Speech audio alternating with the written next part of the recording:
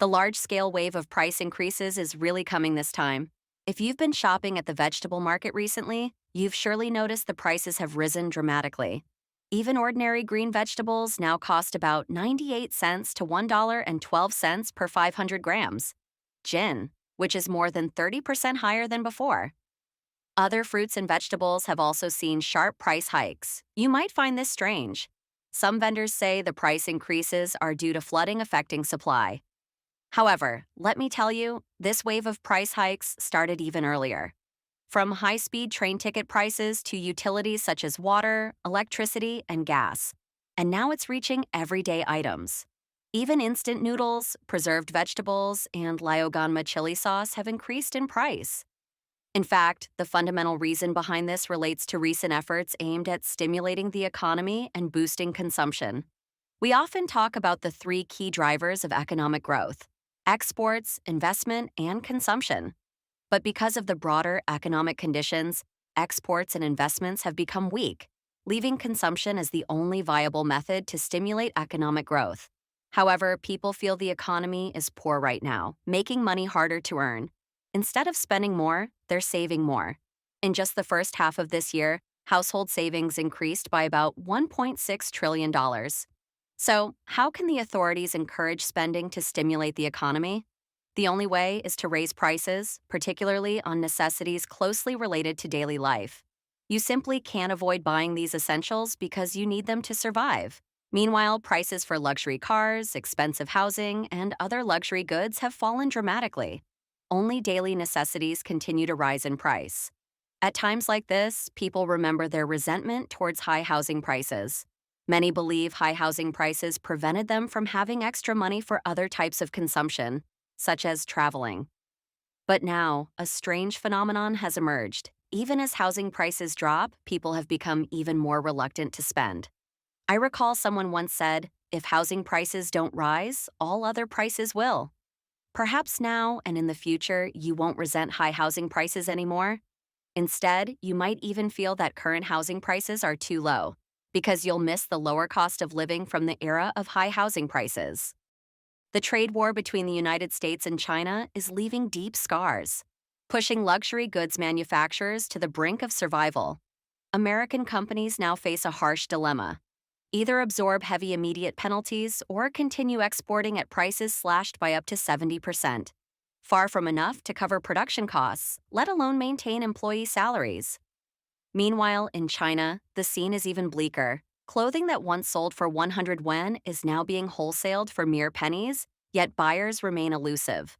Massive warehouses are overflowing with unsold inventory, from once coveted Yongsha Quan scissors to Crocs shoes and high-end toys, now rendered nearly worthless.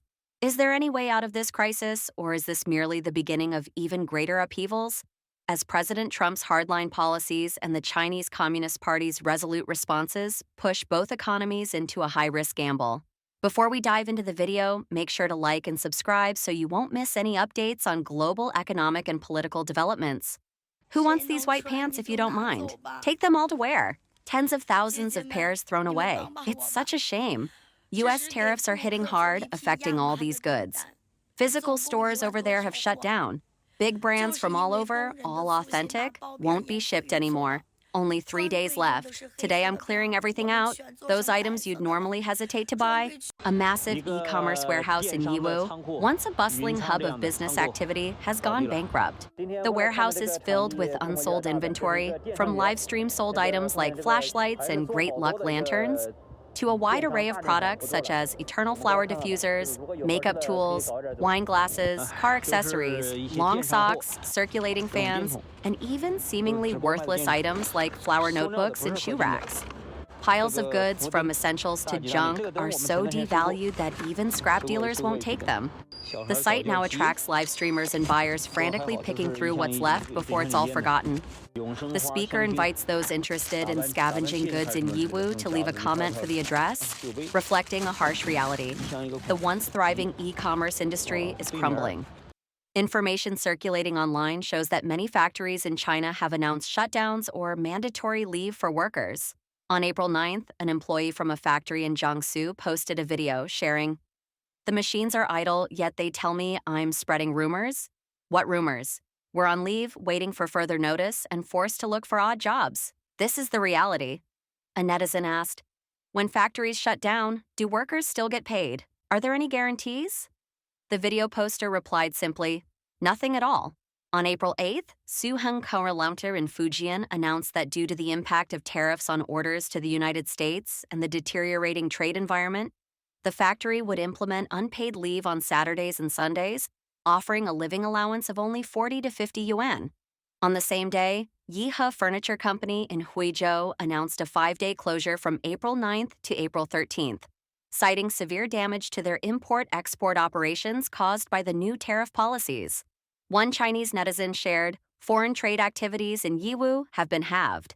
Our furniture factory was shut down indefinitely, and we don't know when operations will resume.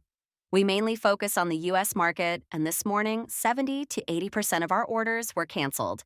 The production line has completely stopped.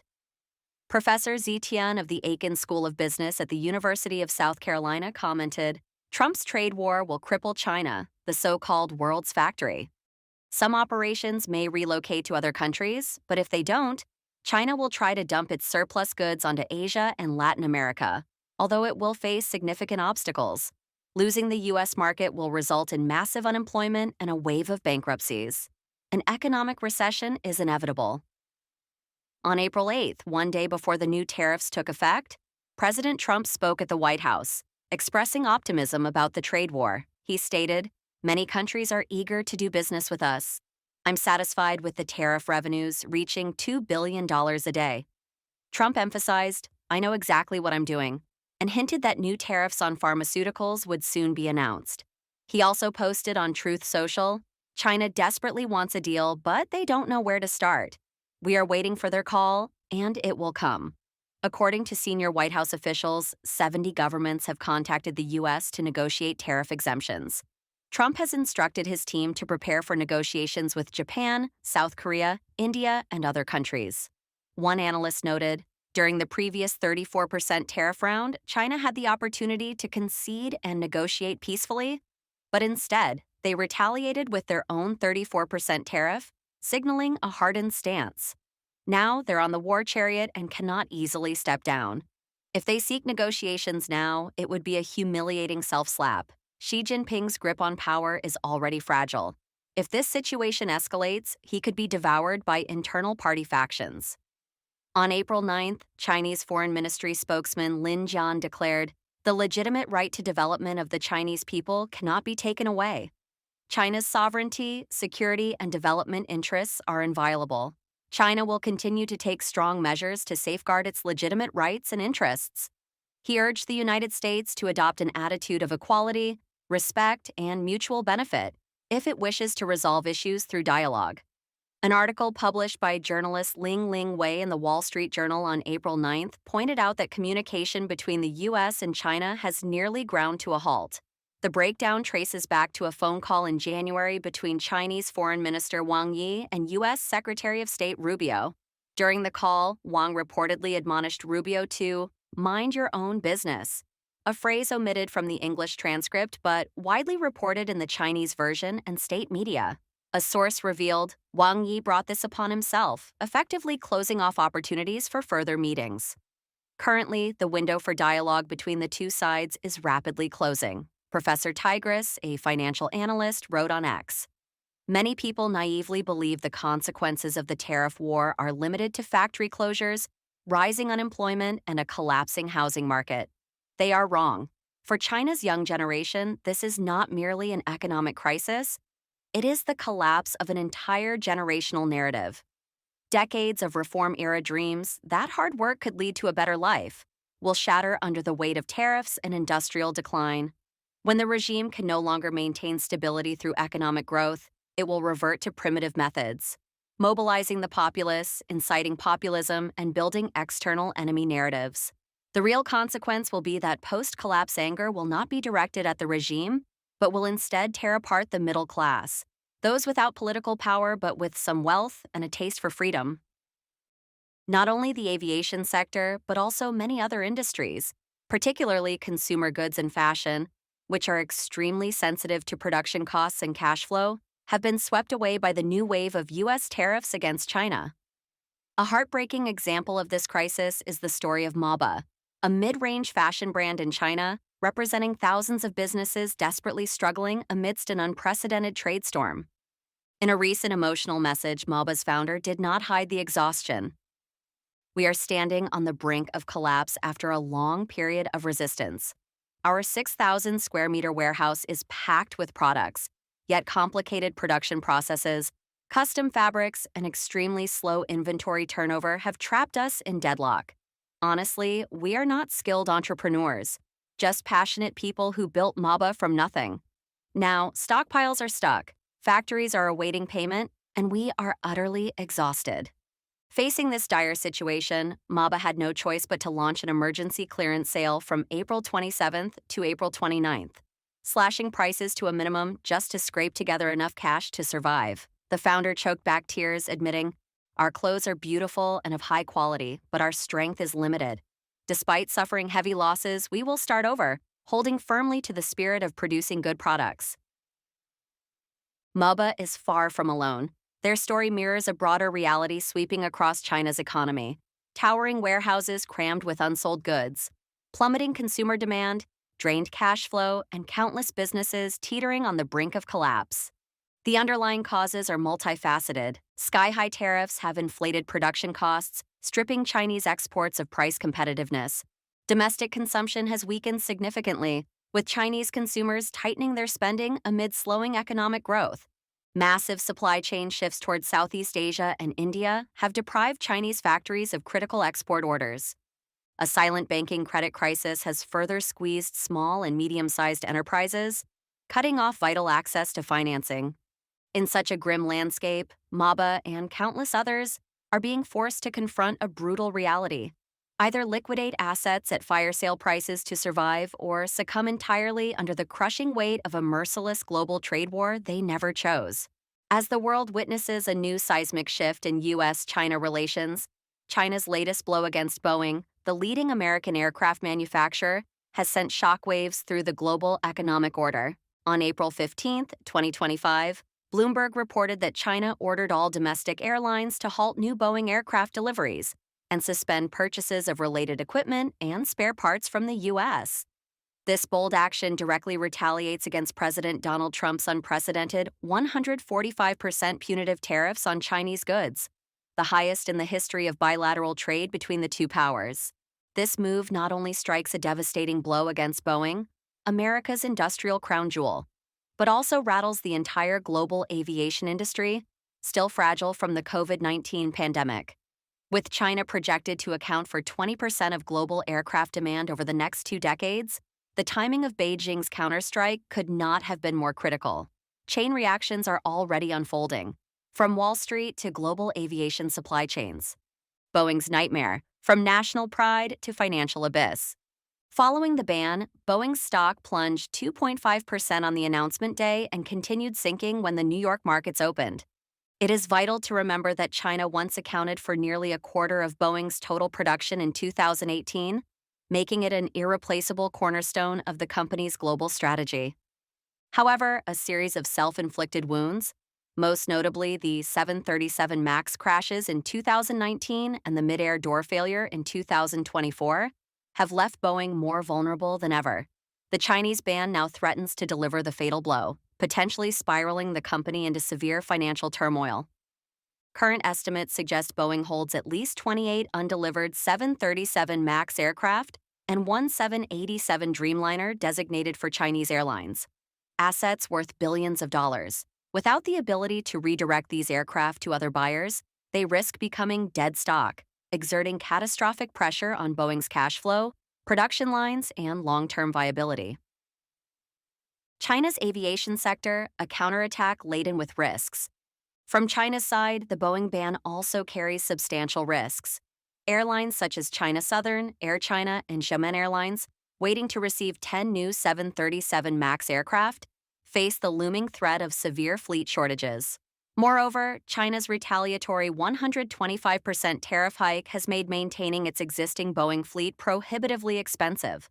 While China is aggressively promoting its homegrown COMAC C919 as a domestic alternative, the aircraft's production capacity, international certification, and reliability still fall far short of Boeing or Airbus standards.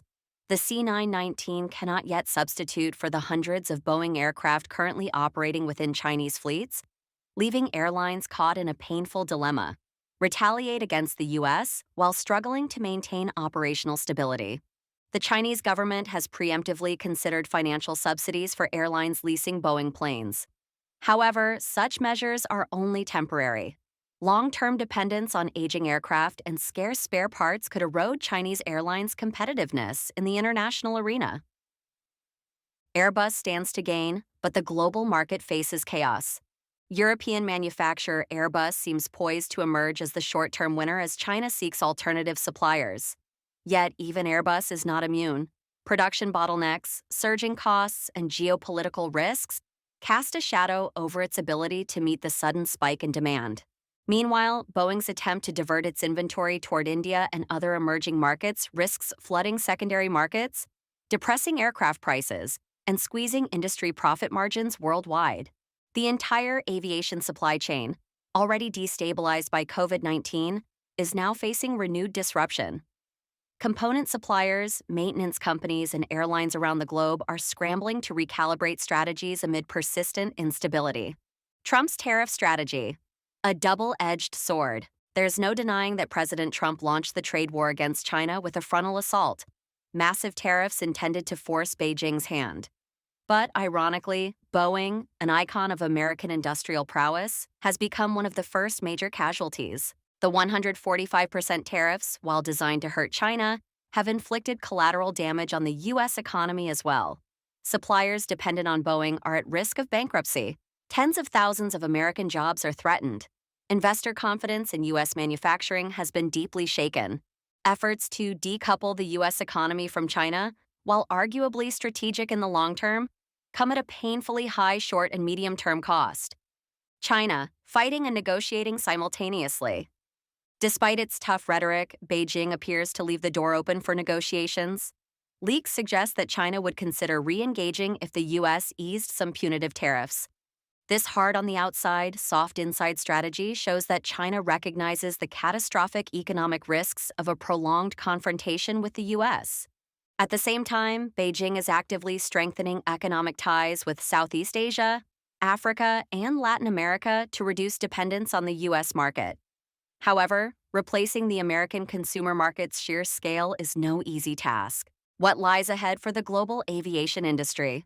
If the U.S.-China trade war continues to escalate, the global aviation sector could face unprecedented challenges: soaring prices for parts and new aircraft amid supply shortages, smaller airlines struggling to compete on costs, expansion plans and infrastructure projects delayed or canceled, a fragmented aviation market, Airbus dominating China and its allies, Boeing leading in the U.S. and Western countries. More worryingly, if the aviation industry, the lifeblood of global trade, is throttled, knock-on effects could hammer tourism, logistics, and international commerce, potentially triggering a broad economic recession. If you want to stay ahead of the real story, the story the mainstream won't tell you, make sure to like this video, subscribe to our channel, and turn on the notification bell. Your support empowers us to keep exposing the hidden realities behind the headlines. Stay tuned. What's happening today in China could reshape the future of the entire world tomorrow.